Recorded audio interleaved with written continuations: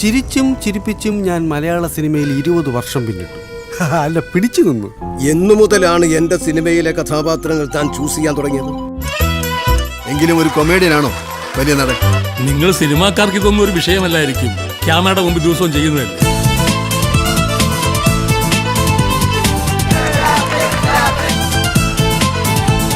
ഒരർത്ഥത്തിൽ നോക്കിയ സ്ഥിരം വേഷങ്ങള്. ജീവിതത്തിൽ എനിക്കിനി ഒരാഗ്രഹമേ ഉള്ളൂ, ജന്മം തന്ന അച്ഛനെ ഒന്ന് കാണണം. ഏത് കാലത്തായാലും നമ്മുടെ ആത്മബന്ധങ്ങൾക്ക് പകരം വെക്കാൻ പുതിയ സിസ്റ്റത്തിനൊന്നും ആവില്ല.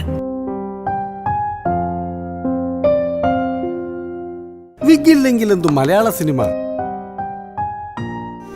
ഇന്നാണ് എനിക്ക് മനസ്സിനിണങ്ങിയൊരു വേഷം കിട്ടിയത്.